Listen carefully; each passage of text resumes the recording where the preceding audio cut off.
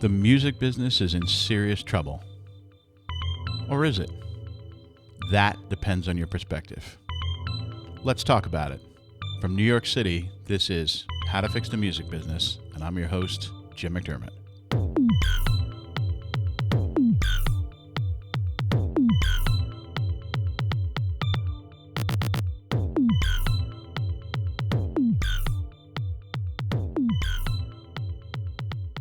They say you can sell music as a service, but you can't really sell it as a product anymore. Nobody wants CDs. Download sales are tanking as streaming grows in popularity. People just don't have the attention span to listen to a whole album. We're in a singles world now. Cherry pick my favorites, put them in a playlist, hits of the 90s, workout jams. I don't need artwork. I don't want to know who played on the record or who wrote the songs. Shuffle it up and fire it into my head like musical Pez, one sweet little brick at a time. Zero footprint. That's what they say anyway. But what about the resurgence of vinyl? Vinyl is the contradiction that nobody can really explain. For the past 10 years, sales of vinyl have grown while all other physical product formats have plunged. And it's not older consumers who are driving this growth. It's younger ones who didn't grow up with vinyl, have no familiarity with it, who didn't even grow up paying for music. They had file sharing.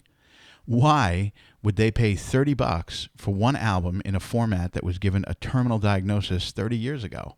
Is it a trend, or is there a deeper reason here that vinyl's attractive? There's an organization called the Society for Creative Anachronism.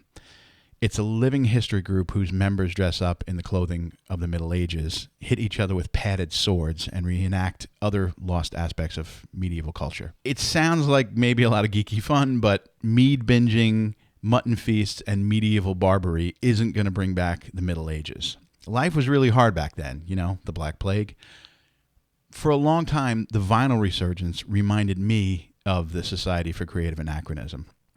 I happily left behind the world of wax when the CD became widely available in the mid-'80s. Needles, cracks, and pops, and warps, and skips, be gone. Put the new tiny, sexy disc into the draw of the player and let the laser beam track it. No worries about overhang, azimuth, tracking force, or any of the arcane rituals required to be a vinyl devotee. Why go back to vinyl? Why regress? But a couple of years ago, my vinyl junkie friend Nelson gifted me an original pressing of David Bowie's Low, and slowly the addiction began. Surprisingly, vinyl fostered a unique emotional connection to the music that I had forgotten possible. The ease of digital music consumption is undeniable, but there's an intangibility to it that makes it feel disposable. The ritual of pulling a record off the shelf, sliding the vinyl from the sleeve and carefully placing it on a turntable, clicking to select the speed, moving the tone arm, and carefully dropping the needle, it's engaging. You cannot multitask while doing any of it. Strangely, vinyl's imperfections don't bother me as much after years of digital perfection. Life isn't perfect. It's filled with clicks and pops and warps. And the warm analog sound vibrating from the grooves while I read the liner notes on a big gatefold jacket makes me feel present and in the moment in a way that digital just can't. Our guest on the show today is Cameron Shaefer from Vinyl Me Please, a record club that is all about bringing vinyl to their members that will transport them into the present moment and delight them. Cameron's a partner and head of label relations at Vinyl Me Please, and yes, he does have one of the best jobs in the world. We're going to talk about what vinyl means to the future of the music industry, and yeah, we're going to geek out a lot in this podcast. So get ready. Now I'd like to say hello to Cameron Shaefer. What's up, Cam? Thank you. Thanks for having me. How do you feel about the state of the music industry right now? I feel like everyone has a different perspective right now, which is really interesting to me because I feel overly optimistic, I think, about where things are at. It's obviously a big time of flux and transition, and I think depending on people's backgrounds, they probably have a different view of whether some of the changes are good or bad. I have the opportunity, to sit here and get a lot of music thrown my way from labels, from artists, from friends who know what I do. And so I get the advantage of just hearing great music like every single day. And I'm always blown away by how much good music is being made right now. Yeah. I think the kind of flip side to that is I think there's just a huge volume of music being made in general. So the counter is probably true, is that there's quite a bit of mediocre or bad music being made as well. But I think the optimist in me is saying, like, we kind of are in a new golden age of music, in my opinion, because I think about some of the bands that we do small projects with who maybe haven't, quote, blown up by industry standards, and the quality of music that they're putting out and the quality of shows that they're putting on, I think is pretty incredible. So I feel good about it. I think it's obviously different, but at the end of the day, kind of the basics are the same, which is you got to make really good music that connects with people and figure out how to like shorten that connection so that people can hear it. So the ways that we do that's different, but I think kind of all the fundamentals are still there. We're in this time where major labels afford artists less time than ever for artist development to really grow. It takes a while for an artist to make a really great piece of work, but sometimes when they're getting their feet together and they're trying to figure out where they're going and they're on their first couple of records, they can do a lot of really, really interesting work. And sometimes blowing up can give the artist a sense like, well, I want to continue this. So they might make commercial compromises or creative compromises in order to keep that going. Do you think that artists are taking more risk creatively or less risk creatively than historically?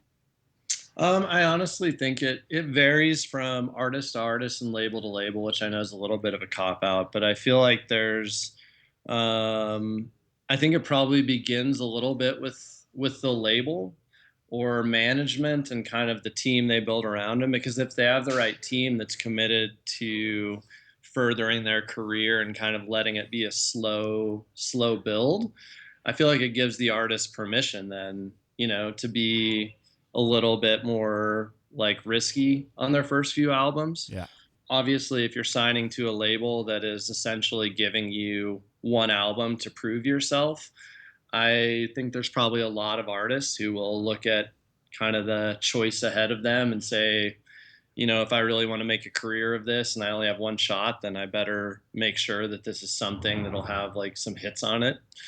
But no, I think, yeah, it really depends. I've heard some early albums from bands where I'm kind of blown away at the kind of fearlessness it seems like they're going into the process with. Yeah. And then for sure you hear debut albums that feel like they've been working in a studio with like some massive producer for 7 years to finally get to what they have, and by that point it feels like they already kind of lost their window. I want to talk in the beginning here a little bit about the concept of what you do. I don't know if you remember kind of the old school record clubs where there used to be a blow-in into a TV Guide magazine in the center, and it would be like a dozen records for a penny. Am I ringing any bells here? Is that? I mean, to reveal my age quickly. So I was born in '83. So I feel like I was just past when kind of the vinyl record clubs were big, and just getting into when CD clubs Yeah, yeah. were really taking off. But I feel like it was very similar dynamics of how they were marketing them and like the materials and stuff, and us using our parents' credit cards to sign up for like 5 different accounts and get our 13 CDs for 99 cents. So yeah, I was around for the CD version of it. It's funny because the record clubs back then were kind of reviled by the labels. It was a real love-hate relationship because they would pay huge advances to the labels to get the right to do it, but then there wasn't a lot of care put into the records. A lot of times the artwork was abbreviated, the printing quality, the actual media that they printed the records or the CDs on was kind of lame. And there were people that thought, hey, this really devalues music. It devalues the actual product. It devalues Right. the sound quality. And giving people 12 records for a penny makes it seem like the records aren't really worth anything. You guys have gone the completely inverse direction of that, where you're creating ephemera around each one of the records. You do unboxing videos and show these incredibly beautiful packages. Why does a record club make sense now in a time when physical product has been almost totally rejected as having value? Why is now a good time for a record club?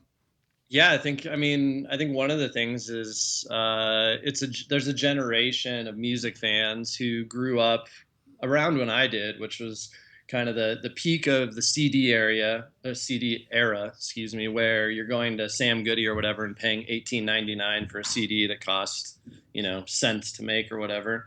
And then quickly moving into the Napster era where you had everything you ever wanted for free at your fingertips. And I think that in the middle of that, I remember all of my friends had just massive hard drives filled with everything that they could possibly download. And I think somewhere in the midst of that, one, we all realized that just having all those MP3s, while it felt like maybe we had like collected something, it didn't feel very valuable. I think probably because we hadn't paid for it. And then at the same time, I think all of our parents were passing down record collections to us, and that was so counter to where things were at. And there was something about a physical album for a lot of people who grew up CD and digital that felt way more valuable. It really, that was kind of my situation. Is My parents had a pretty significant record collection that they passed on to me right as I was leaving college. I didn't even know the majority of the albums in there. My dad was a jazz trombonist and listened to a lot of really like obscure trombone jazz. And then my mom was very much like a late 50s, early 60s pop and rock fan. But yeah, there was a lot of stuff that didn't necessarily interest me at the time from a music standpoint, but it still felt valuable because I knew it was something that they had paid for, that they had kept, that meant something to them. And so there was some value that was kind of transferred where the minute you pick it up and it's something tangible that you can hold in your hand and you see the amount of care that went into the artwork, into the creation of the album. I think just the act of picking up a record, there's something in that that feels so much different from hitting play on your iPod or on a streaming service. And so I think like I said, I think there's just a generation of people that grew up without that. And it's funny because you hear people who did grow up with records kind of chuckling because to them it feels so silly. Because I feel like, records back in the day, our parents would just toss them on the floor because they didn't feel like anything special. And now they're kind of these like treasured items that, people really cherish. So yeah, I think it's somewhat generational. I think in a world of digital, it's like people are longing for some sort of tactile experience that connects them with the art that they're consuming. And so I think vinyl does that in a really special way. That's a great answer. And I think we threw them on the floor because they were $2.99, and Right. now they're $35.99, dude. So I'm not going to throw that on the floor either. Believe me. Yeah, exactly. um, Exactly. the thing that I'm curious about, or curious about your thoughts on, I kind of constantly see these articles written where, the vinyl trend is peaked. It's over. It isn't really about the music. It was a gimmick. It's a hip thing right now, and everybody's going to move on from it. It bothers me to see that because I think that there are people who really care about the music and about the presentation of music, like you said, care about the thing, care about the heart and soul that's been put into the artwork and really pour over it. But what do you think when you look at your customer base? How much of a percentage of your customer base do you think are people who are crazy into the actual music versus how many people are into it because of the actual packaging and the collectability? I imagine that there's a lot of blurriness between those lines, but do you think that there's any weight at all to the people that say that this is a trend that will peak and decline at some point with vinyl? I think there's definitely a group of kind of new record collectors that the music side of it may be less important, and that they love it because it's a physical thing, and lots of times with more limited edition pressings, it's pressed on a beautiful color. And so there's something just inherent, I think, in all of us, a little bit of a collector nature that may be removed from the actual music. But I think for most of our members, the indication I get is that it's really a mix of both. So we hear a lot from our members that they do really love a good vinyl package. Like it's important to them that it's it's maybe a little unique. There's for our club specifically, I mean, part of the reason they're paying to sign up, aside from music discovery, is to get a vinyl package that is unique and that you can't get somewhere else. And so, for sure, those details matter. I think in terms of like putting weight in whether or not vinyl is a trend or if we've reached peak vinyl, I think the thing I keep coming back to, I mean, the real answer is I don't know. No one knows, but it's like I look at myself, I look at my friends who have gotten into collecting records in the past, say, 5 or 6 years. And I can't think of any of them that started and have gotten into it and then at some point just said, this isn't really for me anymore, and just sold all their records and stopped. I feel like the people that get in, it's really addictive, and I feel like I think it's not something that you start and stop super easily. I mean, you're making an investment first just in buying the records themselves, and then generally you're making an investment, in some sort of turntable setup, whether it's very entry level or all the way up. And yeah, I think that's my biggest reason why I maybe am a little skeptical of it just all of a sudden declining is because when I look at kind of the collective behavior of all of my friends that are massive music heads and many of whom have just started collecting vinyl in the past several years, none of them are showing any signs of slowing down. And I think that's super interesting. So yeah, that's the first part of it. I do think there is some risk, and it's something I think about a lot of, getting a little too cute with it in terms of, when a label decides to do 6 different color variations of the same album. I do think there's some danger there of kind of burning people out on the whole like limited edition exclusive thing, which, obviously is kind of a core piece of our business. So it's something I'm aware of. But yeah, no, I think I would be surprised if next year all of a sudden you saw it just make a big reversal. I do think for sure it'll probably flatten out over time. I wouldn't be surprised, if it didn't just keep going at the same pace. But I think people who start collecting records very rarely just flip the switch and turn it off. Yeah, I mean, anecdotally, I traded in all my vinyl when I worked at a record store back in the '80s for CDs, thinking, okay, let me get rid of these before they're worth nothing. Got CDs and everything, and got back into vinyl in the past couple of years and started with maybe 5 or 6 records that just were super limited different edition packages, beautiful releases.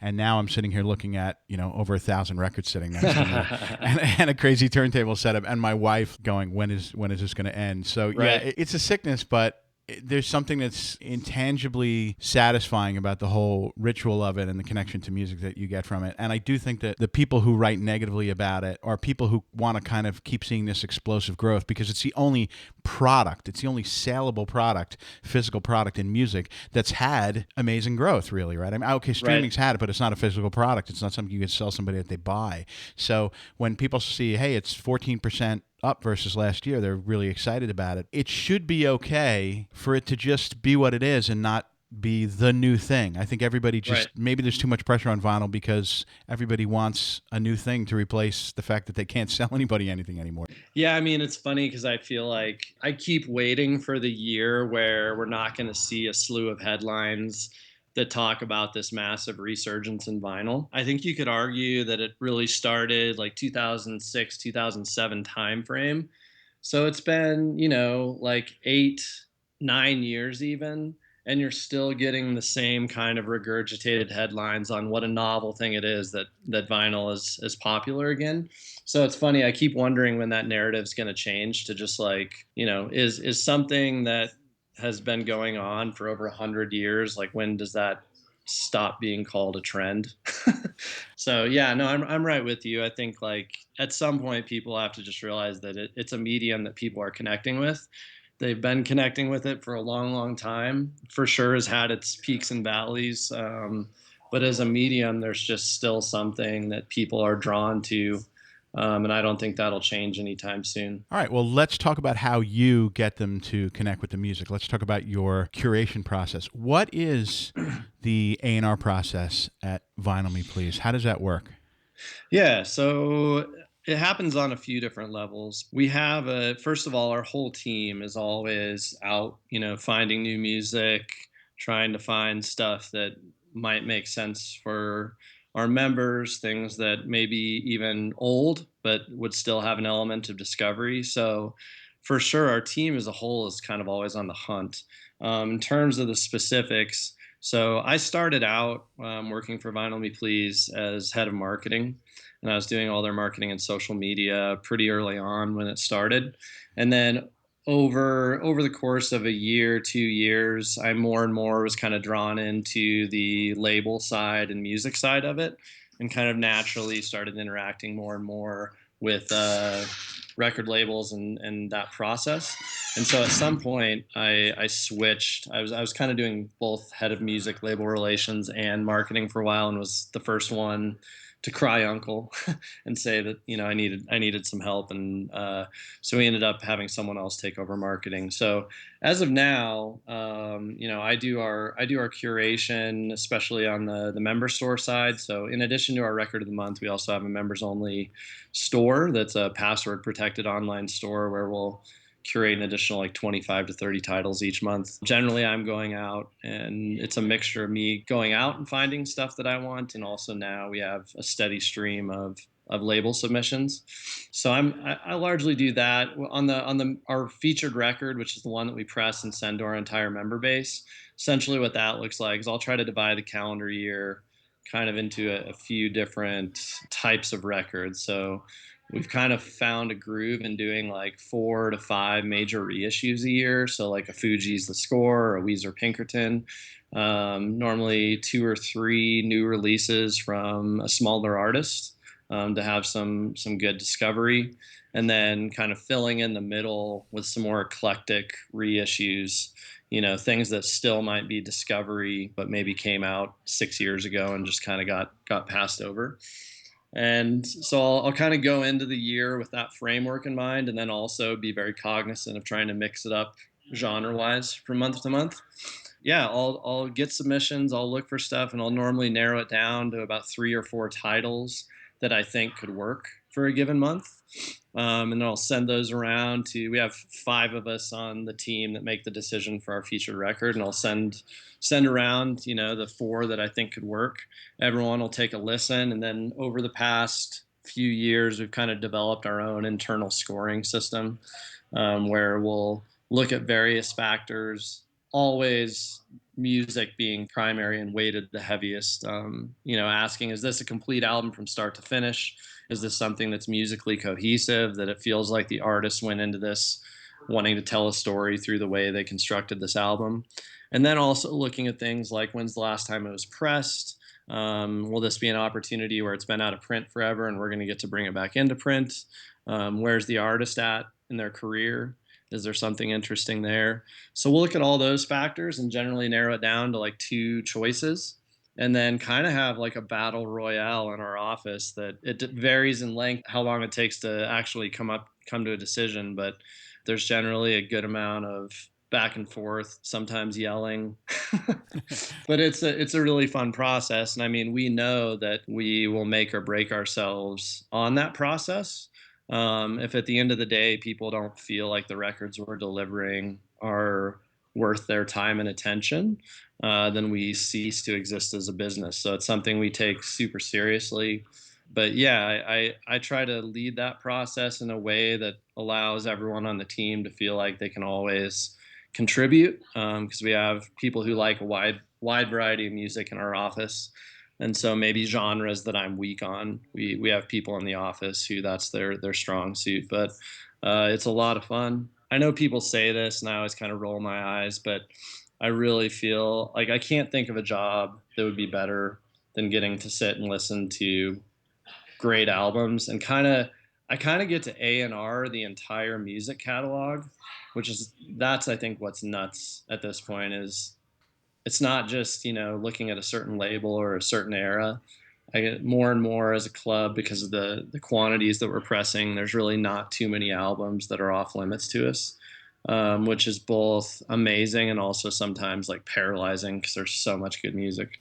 Yeah, there's so many kernels that I could follow in what you just said, but a couple of things that stick out to me, first of all, are what you talked about something being a complete album. There's this narrative that's kind of justifies streaming music a little bit, that says, well, people got tired of paying all this money for, one song on an album. They were forced to buy a whole record for one song. And it's just been repeated so many times. And I always thought when I heard that, I'm like, hey, man, some of those records, like if it was Chumbawamba, yeah, you were right. But Right. then there's a lot of other records, like what song are you going to pick off of Abbey Road? Or what song are you going to pick off Yeah. Layla? Or what song are you going to pick off, Power, Corruption, and Lies? Or whatever, It's amazing to hear you talk about a complete record and using it as a criteria for what to elevate, because algorithmic curation in streaming services is all about not giving people a complete experience of an album, but saying like, well, okay, here's a mood of, you're going running, so here are all the best running songs, or here's a decade you should listen to. It's such an interesting contrast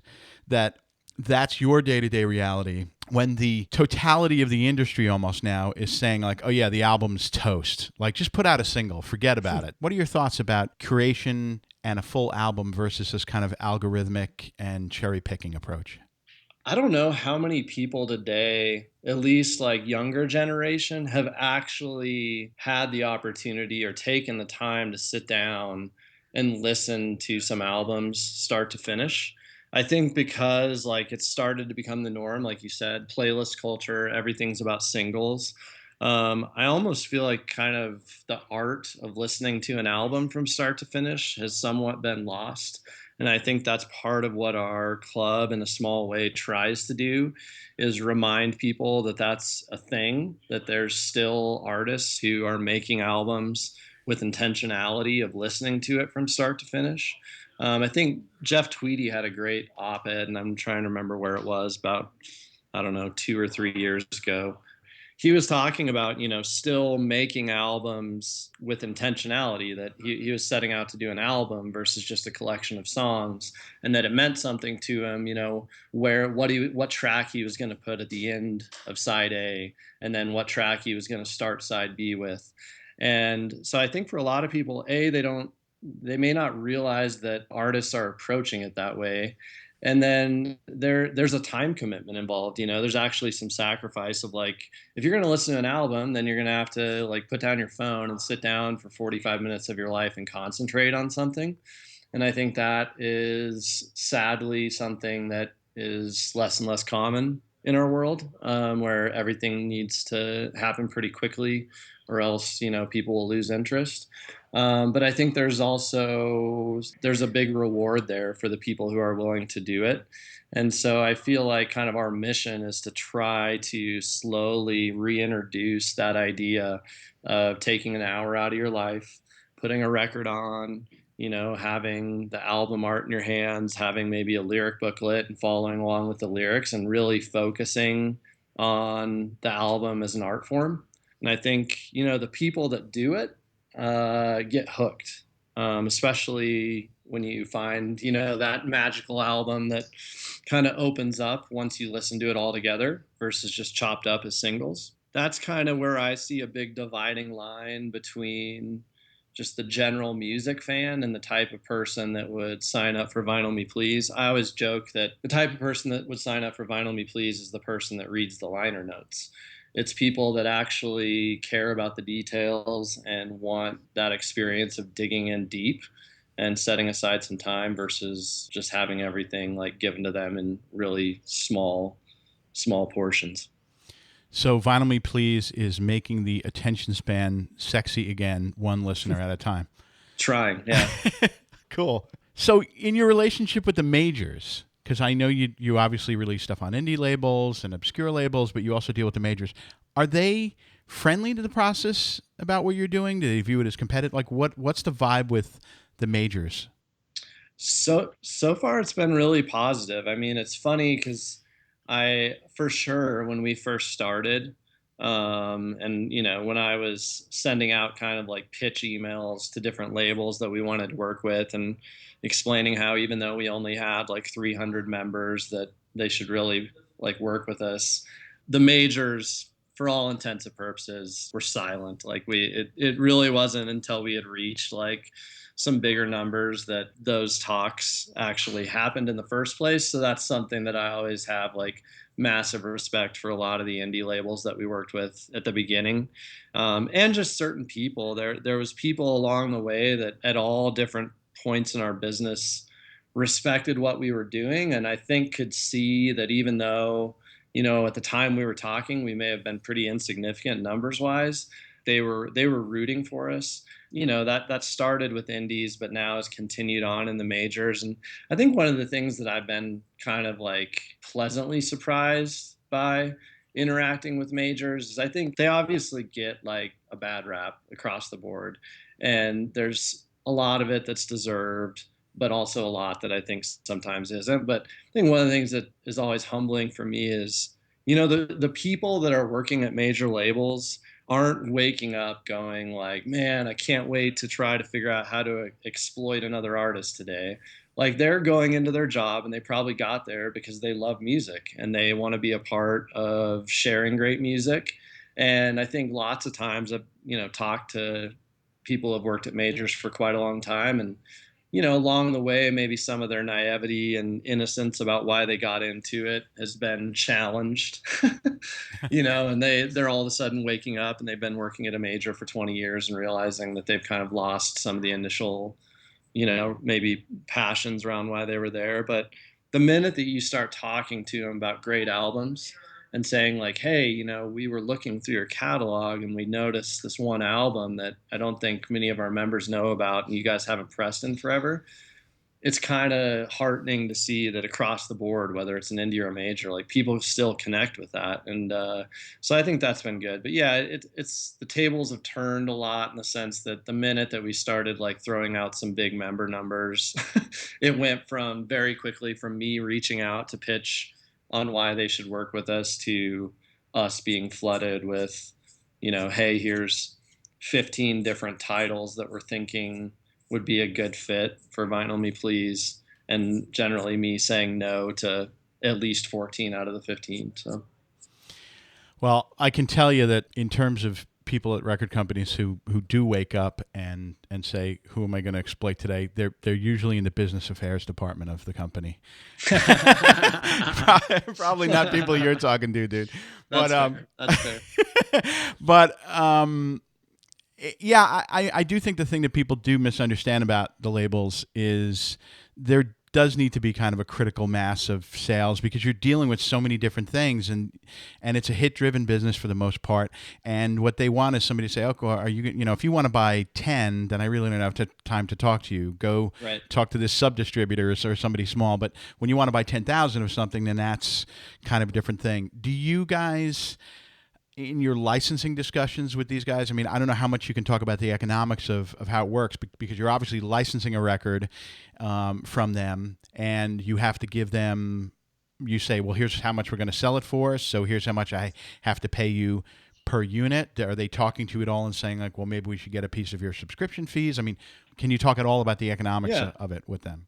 Yeah, totally. So, I mean, we were a little, not a little, we were a lot naive on how a lot of this stuff worked coming into it. None of us came from the music industry, so I think we were pretty lucky early on that we met some people who realized we had no idea what we were doing when it came to actually like structuring these deals.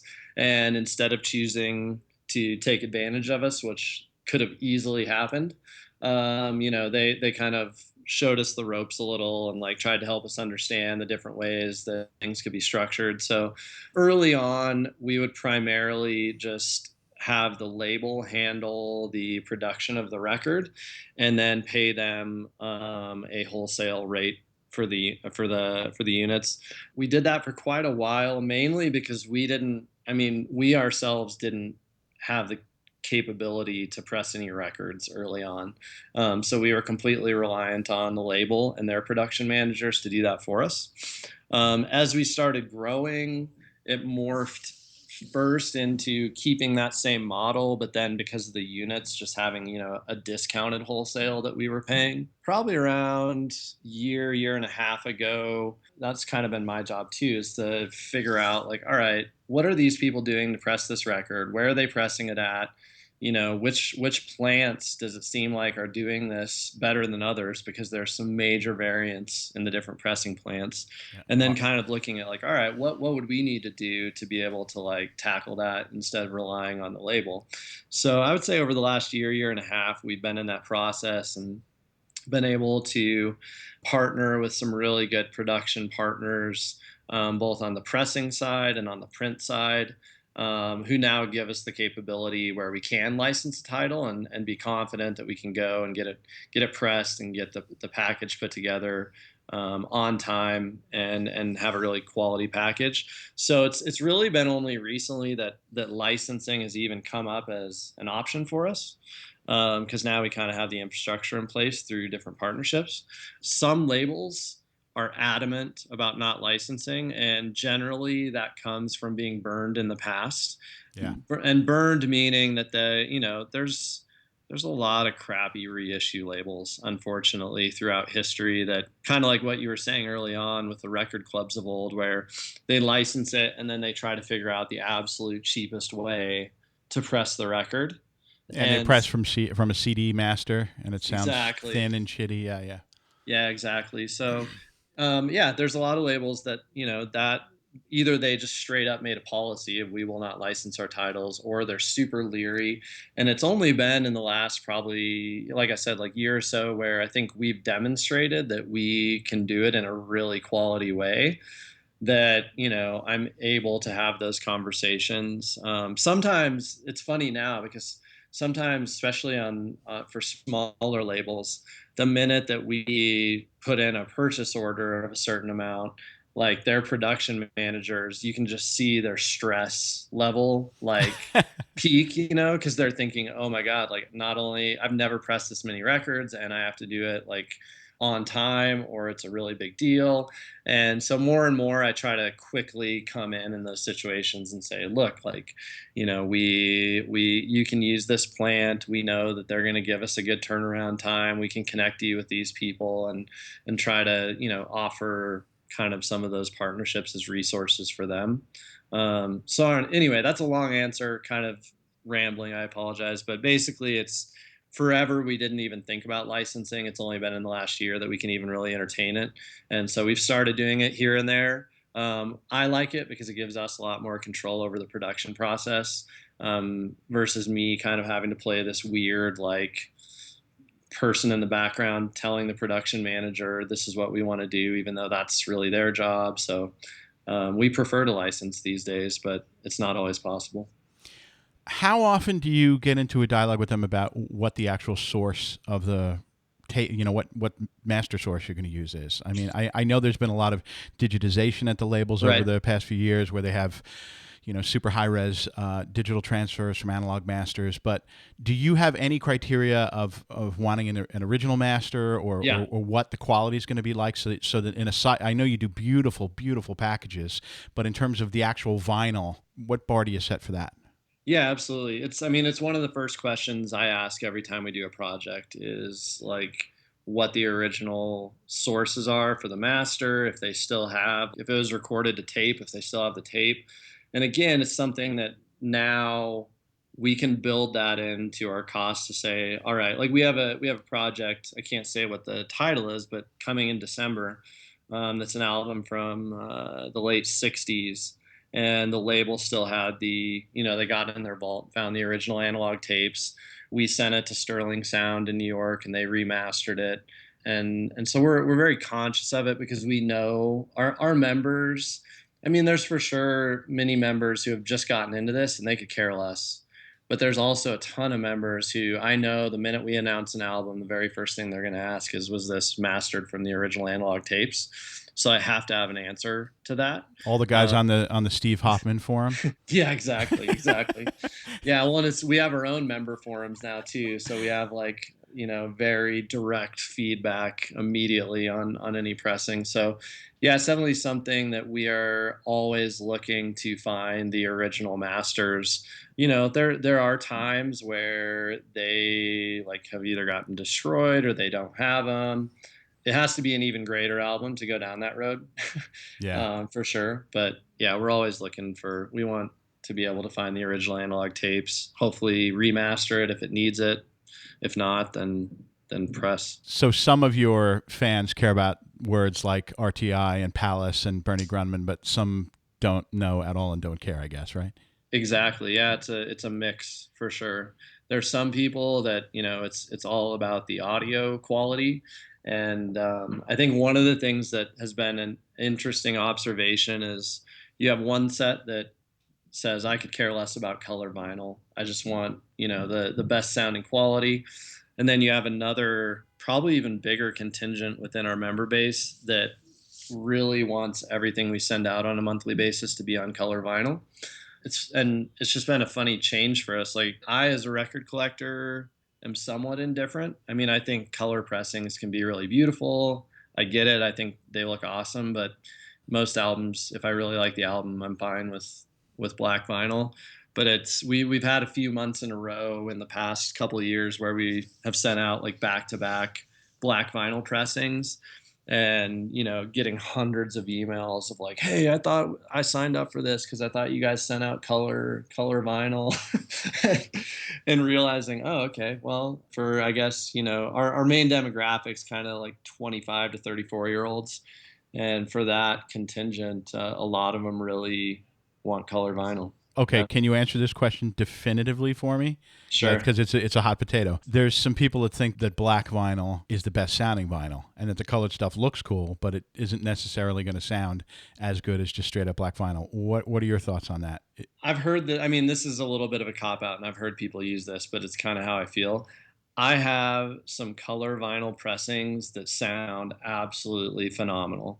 And I know that people will have got into the physics of like, well, there's special chemical in like, because I mean, the PVC pellets are clear to start. So the black is actually a color variant anyway. But some people are like, well, there's something special about the black, that makes it sound better. I don't know. Like there might be some truth there to the physics of it, but all I know is I've had some black vinyl pressings that sound like crap, and some color vinyl pressings that are flawless. We've pressed a few records lately through GZ in the Czech Republic. And for example, we featured the new Bad Bad Not Good album 4 that came out on Innovative Leisure in July.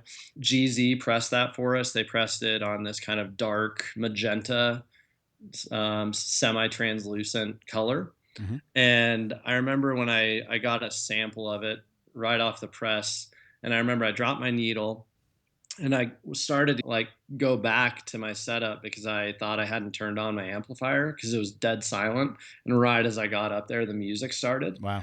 And so, yeah, I mean, when I hear that on a daily basis, vinyl press or color pressings that sound that good, I'm kind of like, well, I don't know. Maybe there's physics that I don't get, but I'm hearing some really good color pressings being made, so I don't put too much weight in it. Well, and there's so many other variables too. I mean, I just got a pressing of Joe Jackson's Night and Day, and I had an original UK pressing, and I saw Michael Freemer had given this like rave review to the new pressings that just came out of the first few Joe Jackson records. So I said I'll give it a shot. It was like $30, and the UK pressing I had, I thought sounded amazing until I put on the new pressing, and okay, they're both black vinyl, whatever, but it blew the old one out of the water. I was really shocked at how good it sounded. So it's so many variables. Is the tape good? Where did they press it? What was Right. the stamper about? Da da da da da. There's a lot of geekery in all this Yeah. stuff. But It's you guys don't though. Looking at your service, it isn't about the typical audiophile, stereotypical Michael Freemer fan audio geek. There's a much stronger sense of an emotional component to what you guys do, and I'm curious about where that originates in Vinyl Me Please. Yeah, I mean, I think that while there are a few people in our office, myself included, who can really appreciate a good hi-fi setup and understand that, like if you have a great setup, a great pressing, you can put on an album that you've heard a million times and it sounds completely different. So I totally get the attraction, like the audiophile obsession. on the one hand. On the other hand, I think that what gets lost in that lots of times is the connection with the music itself. I think that it can get so much about the gear and about checking off all of your like requirements on what constitutes a good pressing or whatever, that meanwhile you forget that, an artist created an amazing album with really good music. Yeah. And so I think that's where we approach it from, is like, we get it, and we're going to try to produce each month a pressing that would satisfy an audiophile from a sound standpoint. That they're definitely not our target audience. Our target audience is much more broad. It's people who really love music and are willing to pay money for it.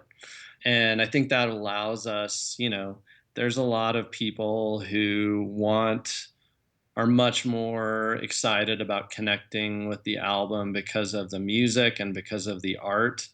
Frankly, a lot of people in our demographic can't afford any audiophile stuff. So, and to think that you have to have, a $10,000 setup to enjoy My Morning Jacket Z is stupid. And so I think we're aware of that. And I think we've tried to set up our club so that it's always about the music first. And yeah, we're going to do everything we can to make sure everything else is right about it from a technical side. But we want people to sit down and connect with the music, even if they're listening on, God forbid, a Crossley, which I know is always The like, Crosley crowd, yeah. yeah, I mean, man, they just get blasted on internet, like forums and stuff. And, you Well, you know, can see the little vinyl shavings like tracking behind the needle as you play oh, yeah. play the record on a Crosley. No, No, allegedly. yeah, no, and I get it, and I think like it's funny because yeah, we love U-turn audio. We always recommend people get a U-turn audio turntable if they're looking for kind of an entry level turntable. But at the end of the day, I would so much rather have some high school kid get a Crossley turntable and throw on. And I say My Morning Jacket because that's this month's album, so it's top of mind for me. But I would so much rather some like 17-year-old kid buy a Crossley at Target and hear My Morning Jacket Z for the first time and fall in love with the album, and then figure out a year or two later, like, oh, okay, well, I need to upgrade and this can sound a lot better, than to not give it a shot because they feel like the only way to truly experience music is if they drop $1,000. Well, that's how the high end audio industry cut their own throat because I think that there wasn't a welcoming and there was this, oh, you're not spending enough money. You need to buy a turntable and speakers at this much and this much and this much. Yeah, it just really alienated people. So it's great that the focus is on the emotional connection to the music and not on all the geekery. That's a wonderful thing. Yeah. So you guys just launched a new back end for your users, right? Right. Yeah, exactly. So we just launched last month a new member portal and member store. Kind of, I talked about we're music first, which sounds amazing, but the one thing that it's not good is we've been a little slow on some of the business side, like things like our tech build out and making sure that our online experience for members is top notch. It's something that we have known for quite some time is weak. Part of it is just a pretty simple fact that we're 100% bootstrapped company. We don't have any investors. We've never taken any investment money. So as a result, we have to eat what we kill, and we've had to build slowly. And so things like, putting 100,000 into a new website member portal, we had to make that money first. So it Yeah. took a little longer, but I think we built it in a sustainable way that I think we're all proud of. But yeah, finally we're to the point where we've been investing over the past several months and had a great dev team here in Boulder, Colorado, build out an all new member store and portal, and we launched it, and everyone seemed to enjoy it. I think obviously with any new launch, there's bugs to work out and refine, but overall, I think it's going to lead to a lot better experience for members, and they'll have a lot more options on different aspects of the membership that they can control versus having to email us to do it for them. So yeah, it was good. I mean, we up until we launched it. I think our first iteration of the member store was actually just a shared Google form where we would have them fill out the Google form, and then we would manually have to enter all of their purchases into our platform that charges their cards, which took a long time. But it was kind of when didn't really know if there was demand for a member store that was in addition to their monthly record. Hmm. And then we finally moved on to, a third party platform that was a little easier to use. But now it's just been like in the last few months that we finally have something that we own and can customize. And so yeah, it's been a little bit of a slow process. We'd open up the member store, and there'd be 1,000 people trying to check out at the same time, and it would be crashing left and right. And so luckily, I think we at least are behind that, or that's behind us, I guess. But yeah, so it's exciting. Well, I know it probably will lead to a lot of nail biting, but long may you remain bootstrapped, because you can tell how much care there is in the music and the overall presentation of the service, and it doesn't look like on any level that it's about the money. Let's hope it never is. Yeah, absolutely. No, we're all about it. If you could reimagine the music industry in any way you wanted, shape it any way you wanted, you had a green field to say this is what it will look like, what would your ideal music industry of the future look like? That's a big question. I think one of the things that we brought up earlier about the pressure put on young artists to come right out of the gate with an album that sells a ton of copies, I think I would really want to push hard to get rid of that and give artists some time to develop. There's been a lot written about it already, but I think someone had made a comment that had Bruce Springsteen signed to a modern day major, he never would have made it to his third album.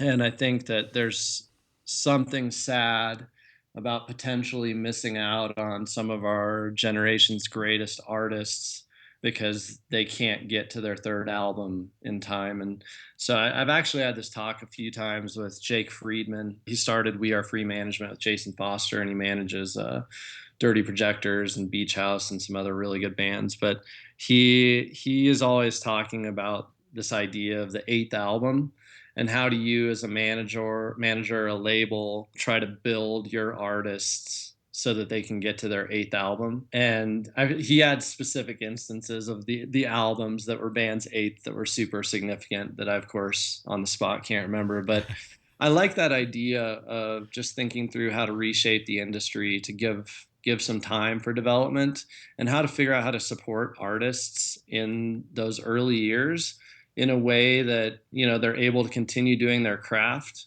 but don't feel this intense pressure that if they don't get a good review on the first one, or if they're not selling out their tour after one release, that they've somehow missed. So I think that'd be the first thing. I think when I look kind of at the future of what I think's going to happen, and I'm pretty okay with this. I think the future of music is both digital and physical. And I think anyone that tries to say that it's all going digital just doesn't understand how people connect with music, even down to merch. I mean, people are still buying t-shirts at a show, and it's very significant to them. I think streaming services, I'll be interested to see, because I think they're going to run up against this thing where they're going to realize that somehow they have to better integrate physical into their overall strategy. And I think it's going to be fascinating to watch how that plays out, of who they're partnering with, of how they're trying to do that. But that's kind of where I think it's headed. But yeah, like I said, I think if I could reshape it, it would just be to give new artists a little bit more runway to learn and grow and kind of figure out who they are before they're cut off just because they didn't have a couple hits. When you talked about streaming services needing some physical component, do you mean to kind of diversify their revenue streams and sell things like T-shirts or concert tickets, or the things that they're trying to do now to kind of have it not just be about selling the streaming music? Or do you mean that just the experience needs to be more tangible of consuming music on those services? Yeah, I think a little of both. After you get someone to buy premium for one of the streaming services, there's not a whole lot else that it seems like they can offer on the digital side to get people to pay more per month.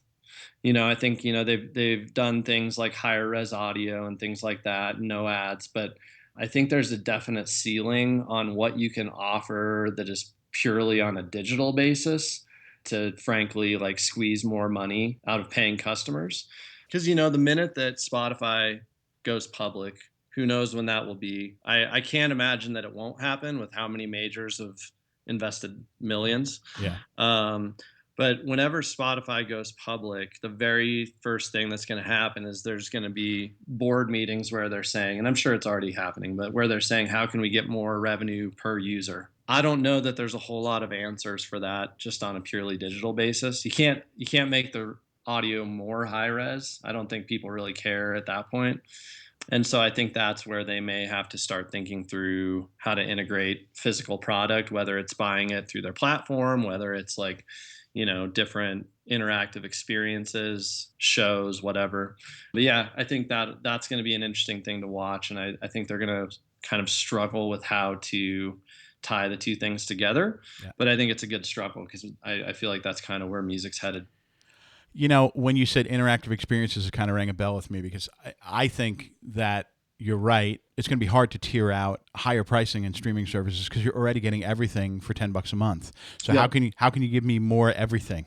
Exactly. I already have it. And I think where people like Neil Young, who is amazing and who I respect as much as you can respect any musician ever in the history of the world, I think where he gets it wrong is I don't personally think that it's about sound quality. No. It's about immersion and connection. And vinyl does have an immersive aspect to it that draws you in. I really think where streaming services are going to need to go, and VR may be an important component of this, is increasing the immersive aspects of the experience where you're looking at all the stuff that I'm listening to, you have all this information on me. Can you layer that with an experience that makes consumption more than just pressing a button and hearing a song coming through my ears? Augmented reality is going to be a very boring place without music. So anybody who's, I think, smart about that industry, and that industry will be making so much more money than the music industry. The music industry will be like a grain of sand on a beach compared to what the potential revenue that industry is going to generate is. So one of those companies will say, hey, let's buy Spotify, so when you're walking around in some augmented New York City environment, we're giving you an endless soundtrack that's super intelligent and super curated and super personalized. That's just what I think. The other thing that I think could help facilitate, streaming services or whoever having more of a physical component is I think we've turned a huge corner vinyl production wise. I know I keep reading articles that indicate that's not the case, but what I'm seeing is that I've probably had 5 different emails in the last 3 months from new pressing plants that are opening. And I feel like the combination of existing plants bringing on new machines, whether it be completely new, like new technology, or just refurbishing old, existing plants bringing on new capacity and new plants opening up, I think we've turned the corner when it comes to production timelines. Yeah. And then I think if you get a little more futuristic and talk about the potential for 3D printing and more kind of real-time pressing of records, where you don't necessarily have to press high quantities in order to have it be cost efficient or cost effective. I think you tie that in kind of with some of those interactive experiences that you're talking about, and it means that you can have physical product that ties in, with the artist and what they're doing a lot faster. Because I think that's been one of the hardest parts for anyone that's not in the vinyl community to like wrap their heads around is it's kind of like, all right, the album drops.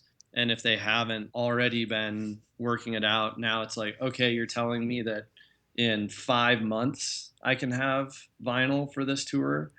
It's been such a long lead time that most people don't even, or a lot of people don't even want to touch it. Hey man, the Nels Klein record, Lovers, that came out last week, the vinyl's not going to come out until sometime in September.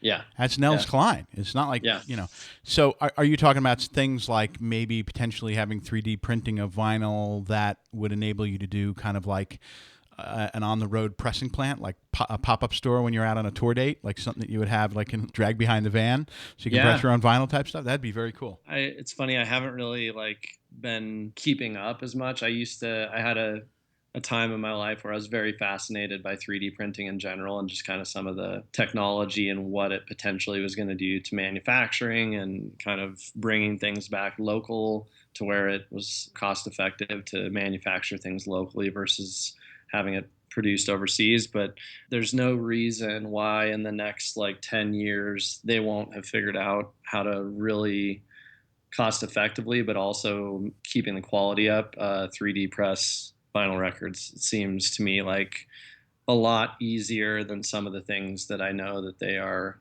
3D printing, like human organs.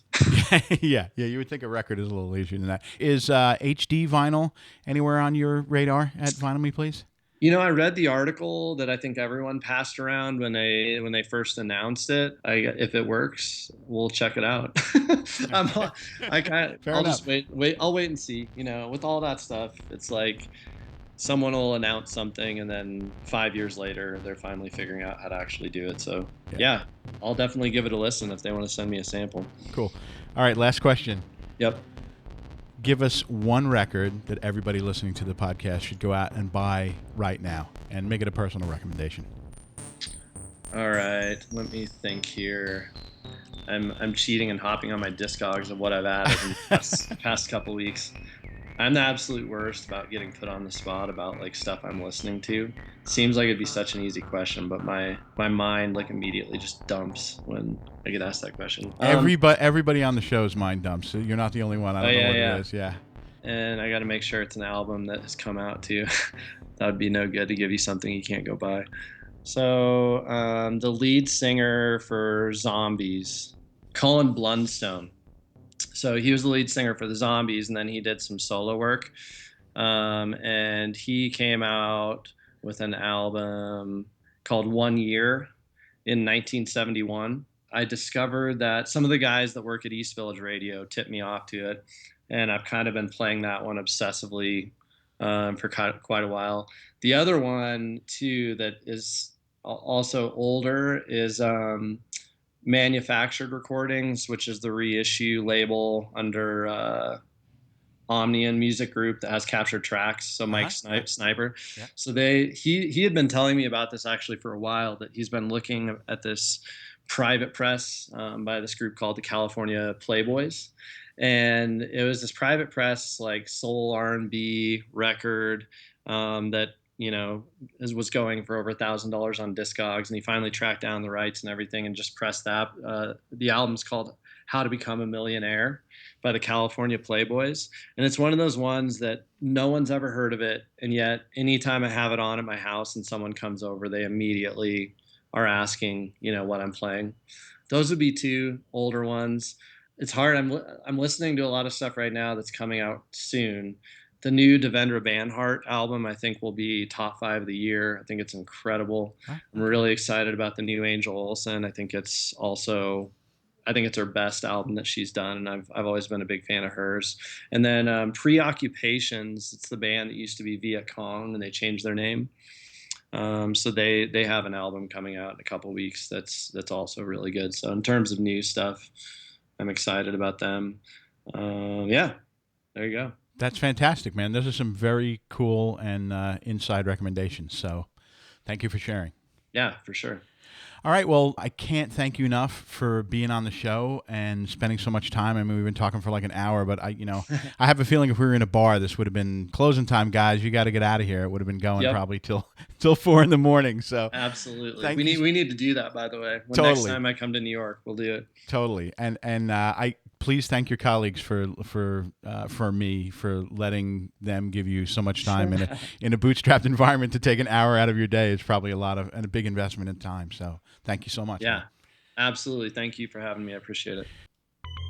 All right, that'll do it for this episode of How to Fix the Music Business. I'd like to thank our special guest, Cameron Shaefer from Vinyl Me Please today. And also, we didn't get into it on the show, but Cameron was an Air Force pilot for several years serving our country, so I'd just like to say thanks for your service, Cam.